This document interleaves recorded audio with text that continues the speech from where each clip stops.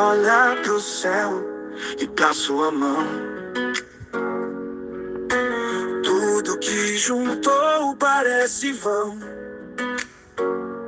Construiu muros altos, seu castelo digital. Mas o tempo ri, nada é real. Você sonhou só pra se esqueceu do outro ali. Likes e seguidores não vão existir. O que fica é o que você pôde semear. O amor plantado, ninguém vai tirar.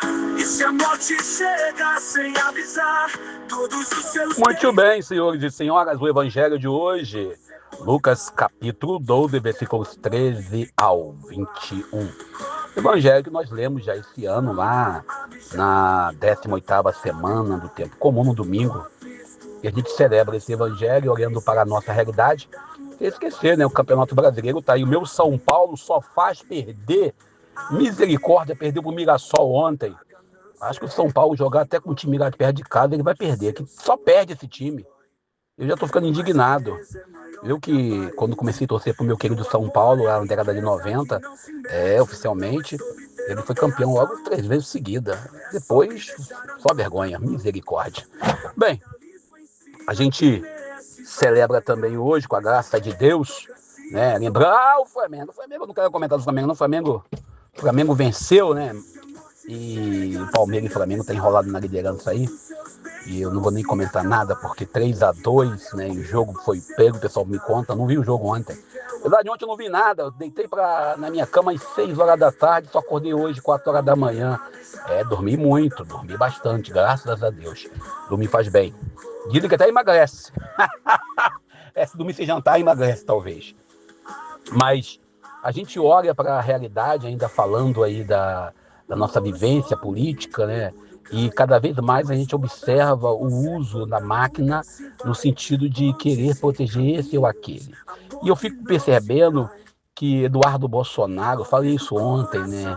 Ele reclamando que ele foi lá seguido por 2 homens de terno preto e óculos preto, num carro preto, de vidro preto, ou seja, tudo preto para ele. A coisa está preta para ele. Até agora que o Trump já notou e já respondeu que percebe-se que no Brasil houve uma fake news. E fake news é algo que o bolsonarismo faz direto. Eu fico olhando aí os cidadãos que falam que o país está indo mal. Eu quero uma resposta aí, com todo respeito. Me diz como que nós tínhamos a fila do osso, como nós tínhamos outras coisas mais no governo Bolsonaro, e ninguém viu nada disso.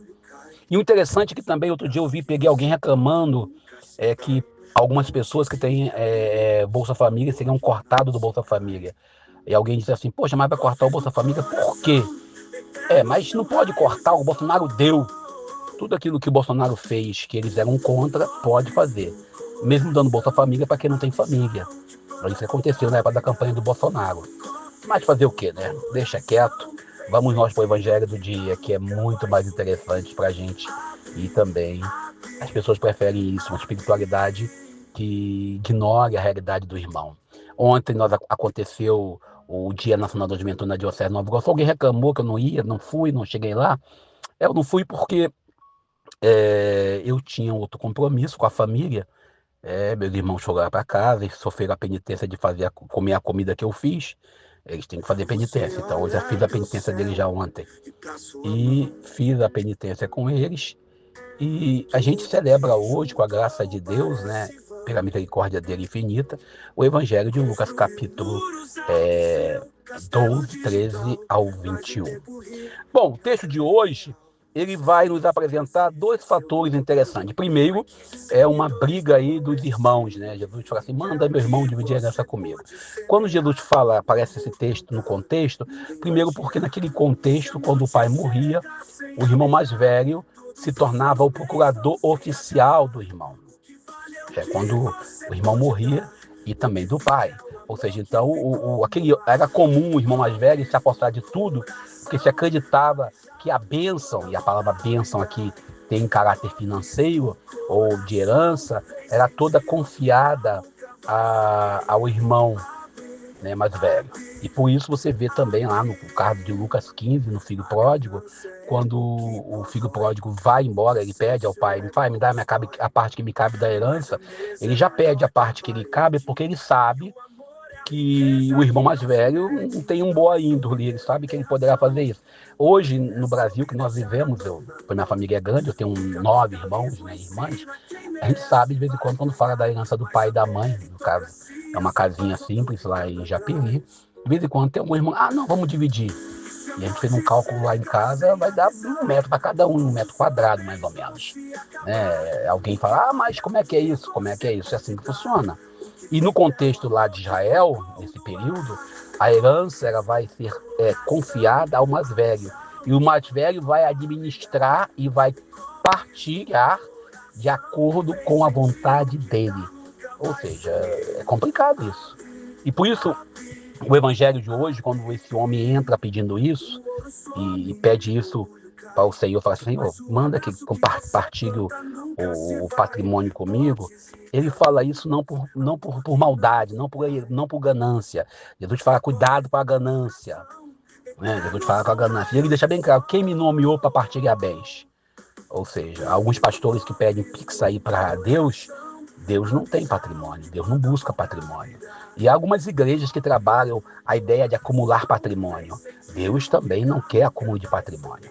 Jesus ele não era socialista. O socialismo, essa terminologia, o comunismo, ele só vai surgir séculos depois que Jesus passou pela Terra. Mas ele também não foi e ele não é capitalista. Ele questiona aqui o acúmulo, e hoje, diante da realidade do banco no sistema neoliberal, onde o lucro, o dinheiro que entra na conta é mais importante do que a pessoa.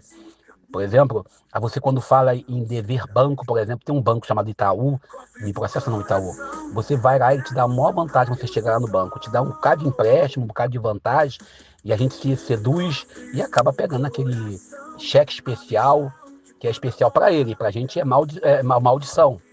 E aí você fica devendo pegar 100 para 400. Mas isso é a lógica do mercado.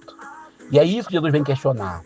E aí esse homem, quando ele tem o futuro dele garantido, e o futuro dele é o patrimônio que ele acumulou, e toda a herança que ele tem, e Jesus deixa bem claro, olha, não adianta, porque a vida que você vive aqui, ela é um projeto para a vida que nós teremos no futuro.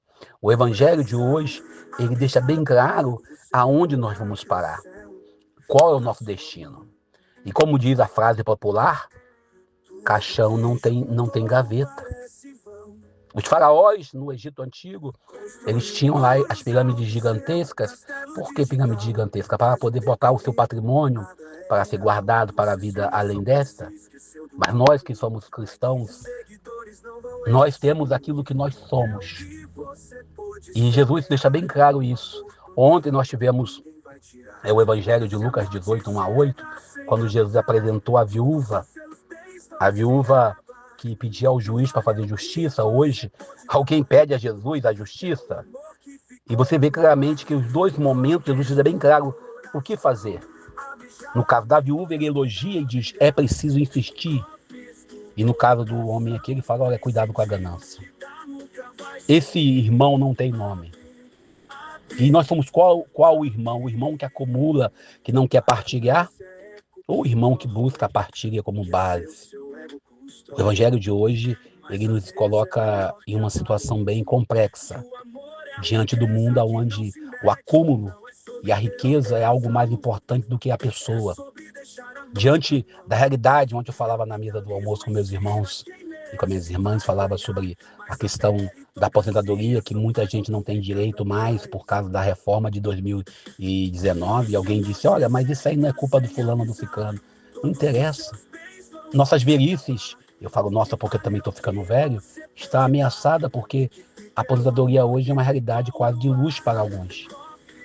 E a gente sabe que a realidade humana, a minha realidade, a sua realidade, a nossa realidade, ela passa por tudo aquilo que nós temos e somos. Mas o mais importante é que ter e ser, que sejamos. Fiquemos com Deus. Que Jesus nos abençoe e nos ensine a partilhar. Eu sou Daniel Nonato. Vai ganhar, mas a meritocracia só faz outro ficar pra trás. Se a morte chega sem avisar, todos os seus bens vão se acabar. que vale é o que você pode dar. O que fica é o amor que ficou no ar.